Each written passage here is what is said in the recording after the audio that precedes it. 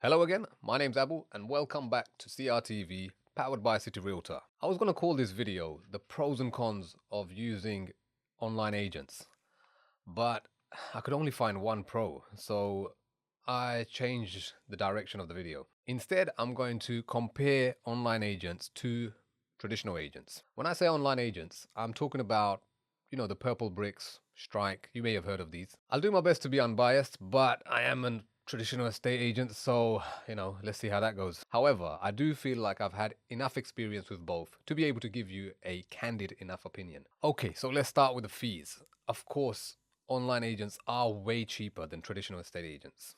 That's the main appeal of them. But in my biased opinion, that is probably the only thing that they have over the traditional estate agent. Don't get me wrong, I'm not against technology or disruption. I like to use Uber and other disruptive technology. I just don't think this particular model actually works. So I've obviously got other comparisons to make apart from the fees. And to illustrate them, I'll give you some of my own personal experiences. So some of you may know that as well as running a successful sales and lettings office, I'm also a landlord, which means every so often I'm on the market looking for buy-to-let properties. This obviously means having to scroll through the right moves and Zooplas, arranging viewings, going and viewing properties. So this one time I saw a property, it was advertised by Purple Bricks, and obviously I wanted to arrange a viewing. So with Purple Bricks, what happens is when you show your interest via one of the platforms, they send you a link, and then with that link you enter your details and you can arrange a viewing without even having to speak to anyone. And that part of the customer experience is actually quite nice. But the problem was the earliest viewing was like 3 or 4 weeks away. I booked the earliest slot that they had and I continued scrolling looking for other properties. And then I came across the same exact property, but it was marketed with a different agent and it was a local agent. So I called them up, arranged a viewing, made an offer, went back and forth a few times, and had a sale agreed within a week. And that just shows you the difference between a local agent and a online agent. The online one, obviously they have a low fee, but they have to take on so many more listings to make it worth it. And when you do, you can't service each property the same way. So in that time, 3 weeks, I would have lost interest and probably gone and seen something else and made an offer somewhere else. Generally, what happens with online agents is that they have one, or especially like Purple Bricks, I know they have one agent who's responsible for like a whole region. Anyway, fast forward 3 weeks, Purple Bricks emailed me to remind me about my appointment. I have to break it to them that already been agreed with a different agent and that they need to stop marketing it. So in this scenario, what does it mean for the seller? Remember, with online agents, your fee is actually paid up front.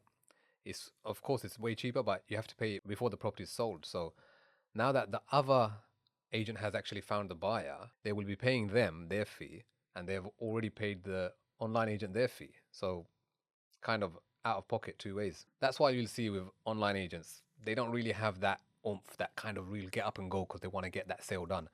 With a local agent, they only get paid if it gets done. So that's why it's like. And in this scenario, the online agent was probably quite relieved that the other agent sold it because now they've been already paid and they don't have to deal with the sales progression, which is arguably as important as finding the buyer itself, as there's no point you actually finding a buyer if you don't know how to hold the sale together. This actually brings me to another experience I had as a buyer. So I saw a property online, I was very interested in it. It was marketed by Purple Bricks, and this time I believe they were the sole agent because I didn't see anybody else marketing it. So again, I went through the online platform, booked my viewing, think it was still a few weeks away, and then eventually saw it and wanted to make an offer. Their offering system is done online. It's something that you submit. They have a little message thread on their platform where the buyer and the seller can speak to each other directly. Now, many of you are probably thinking there's nothing wrong with that.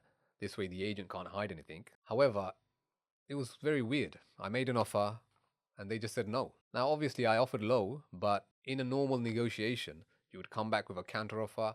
I'd counter again, and we'd probably meet somewhere in the middle. It's called negotiation. But this seller obviously did not know how to negotiate. An experienced agent would have definitely made that sale happen because I was very interested. You see, the job of the agent isn't just to open doors and take offers. Their job is also to manage personalities through the negotiation. I'll give you an example. I recently had a seller who was so upset with an offer.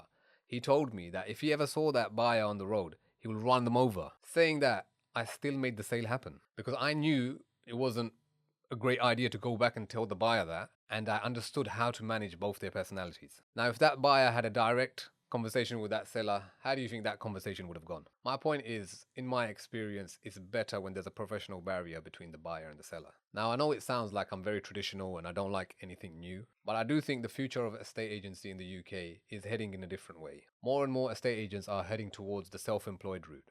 And I will be doing videos on this in the future, so look out for them. So look, I think I'll leave it there. That was my very unbiased review of online estate agents. If you want to, try them out, see what you think, but only if you've got more money than sense. Anyway, see you on the next one.